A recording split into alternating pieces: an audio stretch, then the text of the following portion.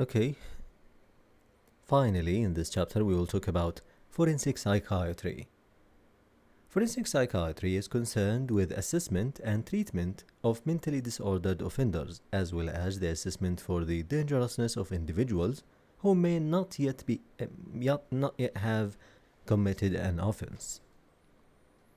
In practice, forensic psychiatric services tend to assess and manage those who pose a high risk to safety of others, typically those who have committed murder, attempted murder, severe sexual assault, or arson. Some patients may be managed in the community. However, others may require treatment and rehabilitation in a secure environment. Levels of security can vary from locked ward in psychiatric hospital to a high security special hospital like Broadmoor, Rampton, Ashworth hospitals, or the State Hospital in Scotland. Okay, let's talk about mental disorder and crime. The vast majority of patients suffering from a mental illness have never committed an offense, and most offenses are not committed as a result of a mental illness. Indeed, patients with mental disorders are 4 times more likely to fall victim to violence than members of the general population. However, there is a significantly higher prevalence of mental disorders among prisoners than in the general population for all mental disorders investigated. Okay, here we have this table that presents the mental disorders mostly associated with crime. Here we have personality disorders, which represent 10 to 65% of prison population, associated with violent crime, especially antisocial personality disorder. Antisocial and emotionally unstable personality disorders are frequently diagnosed in forensic settings, often in association with comorbid substance abuse. Alcohol and substance use in 10 to 60% for substance misuse, 10 to 30% for alcohol misuse. Substance misuse is a key factor that significantly increases the risk for violence in those with or without an existing mental disorder. Alcohol intoxication may also add driving offenses and breaches of the peace, and offenses may be committed to fund drug habits. Neurodevelopmental disorders. ADHD 11 to 25%. Intellectual disability 0.5 to 1.5. Impulsivity and mood instability in ADHD is associated with both violent and non-violent crimes. There is an association between intellectual disabilities and sexual offenses, especially incident exposure, as well as arson. The prevalence of autism spectrum disorder in offenders is uncertain. Psychotic disorders in 5%. Schizophrenia increases the risk of violent acts by a factor of 4. Many offenses committed by people with schizophrenia are minor and are manifestations of impaired social skills. More people with schizophrenia are victims of crime than perpetrators. Okay. Mood disorders. Depression 10%, bipolar affective disorder 2 to 7%. Depression is rarely associated with homicide. These cases are usually due to mood congruent delusions, like everyone would be better off dead, and are often followed by suicide. Postnatal depression is sometimes a cause of maternal felicide. Offenses by manic patients usually reflect financial irresponsibility or acts of aggression, which are usually not serious. Okay, let's get back here. Longitudinal studies suggest that most mental disorders manifest prior to imprisonment, not as a consequence of it. Substance use is extremely common in prisoners, with around a quarter of patients misusing alcohol and a third to half misusing substances. Around 1 in 6 prisoners has a major depressive or psychotic illness. Female inmates are more likely to have a mental disorder than male inmates. Identifying mental disorder in prisoners is important, not least because the suicide rate in custody is around 9 times that of the general population and could potentially be reduced by care plans to support inmates at high risk. Patients who are very unwell can be transferred from prison to a secure psychiatric hospital. This is essential when compulsory treatment under mental health legislation is required, as this cannot be given in prison. Although those who commit crimes are more likely to have a mental disorder than the general population, it is important to note that the mental disorder alone is rarely sufficient to result in offending behavior. More commonly, risk factors which predispose to mental disorder also predispose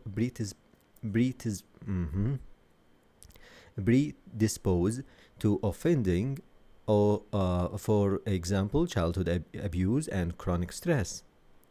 Prison enrich mental health services, therefore, offer a good opportunity to alleviate suffering in those with mental health problems, but will not necessarily reduce the risk of reoffending. How best to manage offenders with personality disorders is particularly controversial.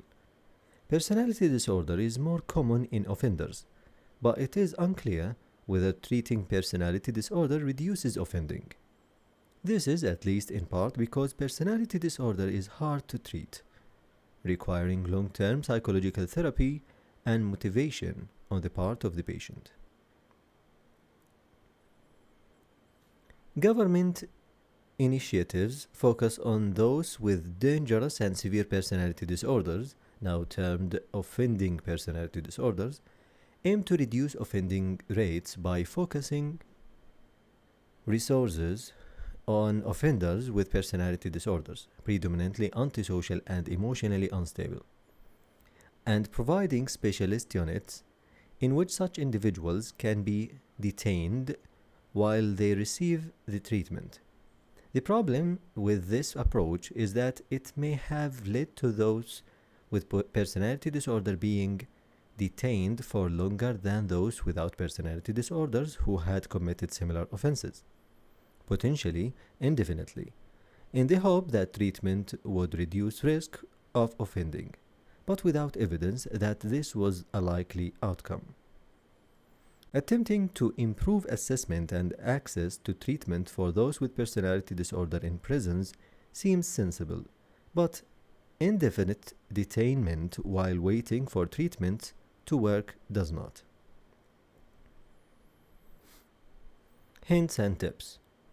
Mental disorders associated with violent crime, like alcohol and substance dependence, attention deficit hyperactivity disorder, personality disorders, and paranoid psychotic disorders, have a multiplicative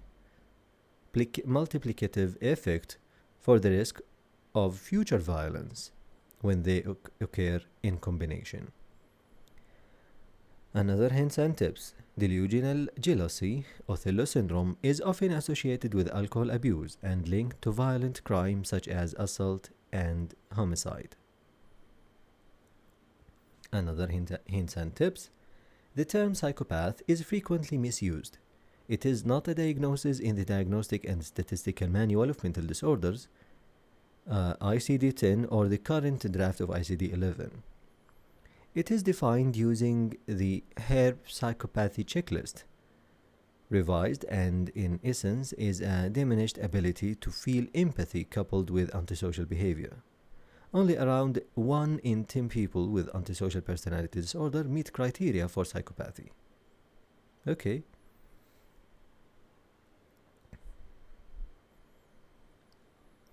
Assessing and managing risk of violence. The key principle in assessing the risk of violence that a patient with a mental disorder poses to others presents an ethical conflict between protecting the community from a potentially violent offender and respecting the human rights of the individual in question. This is often a very difficult balance to achieve. Forensic multidisciplinary teams in the UK have moved from simply trying to predict the risk of future violence, generally unsuccessful, to looking at the evidence-based risk factors present in an individual patient. This enables a formulation of scenarios in which future violence would be more likely to occur, facilitating the creation of management plans which will decrease the risk in a protective fashion. Approaches to assessment include unaided clinical risk assessment. This involves drawing on the experience of the clinician involved. This has been demonstrated to be associated with less effective and less accurate risk assessment than evidence-based methods. We have actuarial methods, assessment using predetermined static actuarial or statistical variables. Demographic factors, These methods do not take into account the specific factors of the case and used in isolation, so can be misleading. We add to them structured clinical judgment, assessment utilizing both empirical actuarial knowledge and clinical expertise. So the historical clinical risk management 20 items HCR 20 scale is by far the prominent mode of risk assessment used in the UK and is particularly useful in assessing with risk assessment. Some newer tools have been developed that take protective factors significantly into account. Here we have a book that summarizes some of the factors that have been associated with the risk of violence. Like we know some historical violence, other antisocial behavior, relationships, employment, substance use, problems with these of course, major mental disorder, personality disorder, traumatic experience, violent attitudes, treatment or supervision response. And if we have clinical or recent problems with insight, violent ideation or intent, symptoms of major mental disorder, instability, treatment or supervision response. And if we have risk management for future problems with professional services and plans, living situation, personal support, treatment or supervision response. And if we have stressed or coping problems. Okay. A clinician confronted with an individual who poses a serious risk of violent behavior will need to discuss the case with colleagues, including social workers and forensic mental health specialists. Compulsory hospitalization may be required in some cases. About ethics. Clinicians have a duty to breach confidentiality to warn potential victims of serious threats that have been made in consultation with the police, as per the Tarasov ruling. About communication. A history of violent behavior is the best predictor of future violent behavior. It is important to both ask the patient about this and seek verification from other sources, police, social workers, and medical records.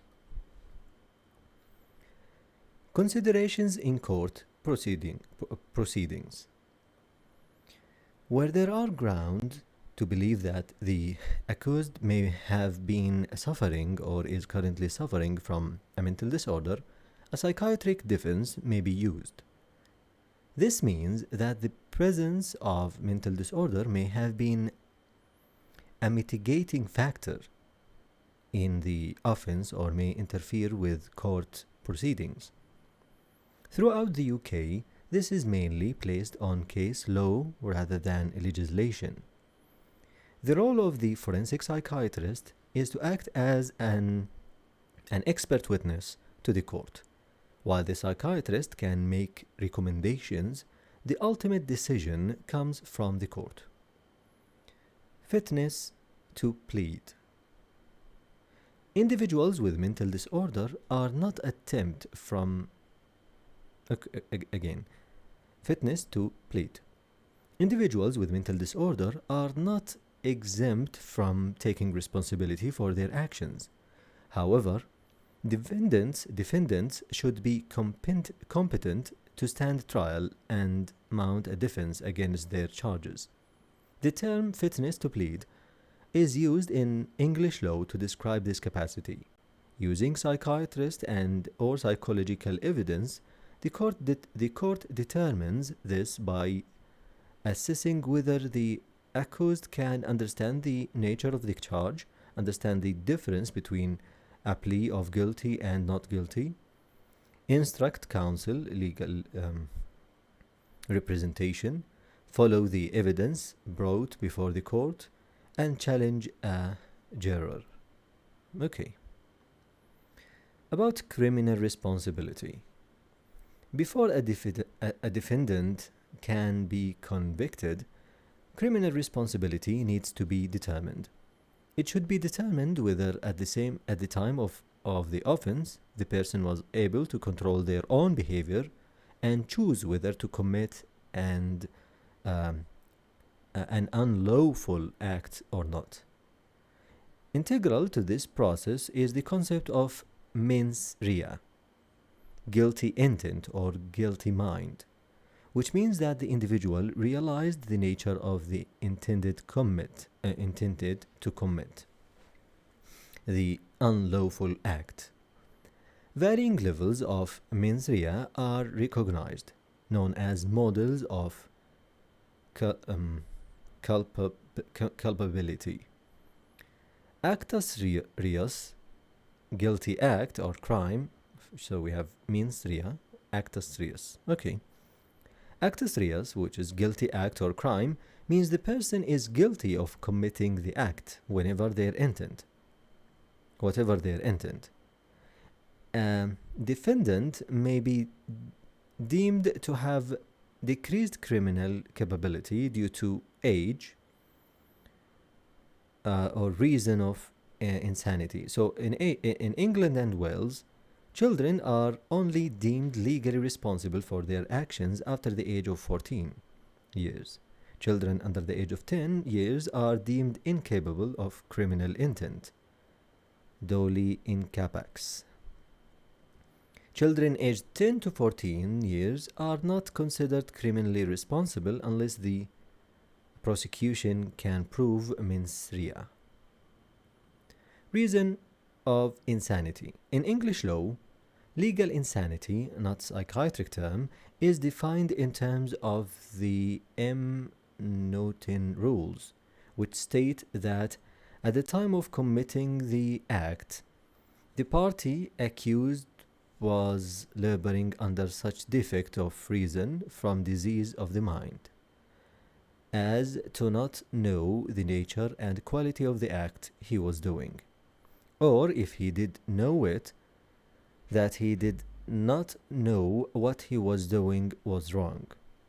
It is a defense that is rarely successful due to the high threshold of the legal definition of insanity.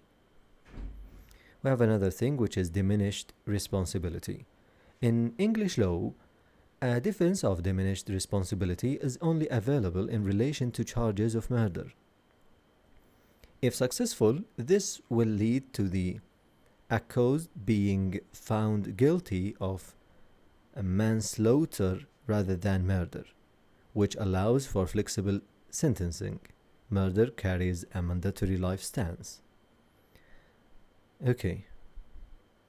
It depends upon the presence of an abnormality of mind, whether arising from a condition of arrested or retarded development of mind, or any inherited causes or induced by disease or injury. An abnormality of mind is not a psychiatric term and is open to wide interpretation, leading to successful defenses such as emotional immaturity and premenstrual tension. Okay. Automatism, an act committed without presence of mind, like during sleepwalking or epileptic seizures, and that may warrant this rare defense. Okay. Hints and tips. Self-induced or voluntary intoxication with alcohol or other drugs cannot be used as a defense on the ground of insanity or diminished responsibility. Another hints and tips. It is the responsibility of the court, taking into consideration advice from expert witnesses, to decide upon sentencing or disposal. It means that what happens to the individual after trial.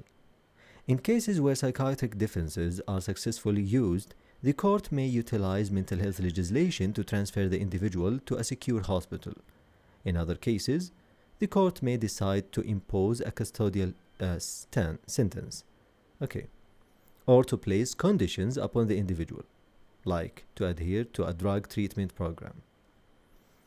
So, here we are, reaching the summary. Chapter summary. Forensic psychiatrists assess and treat mental disorders in people who have committed serious offenses. Mental disorders are more common in offenders, but usually do not directly cause offending. Misuse of drugs and alcohol is a major risk factor for offending. Assessment of risk of future violence is imprecise, but is aided by a structured approach. Forensic psychiatrists act as expert witnesses regarding the impact of mental disorder on criminal responsibility. So that's it. هذا والله تعالى أعلم وصلى الله وسلم على سيدنا محمد وعلى آله وصحبه أجمعين.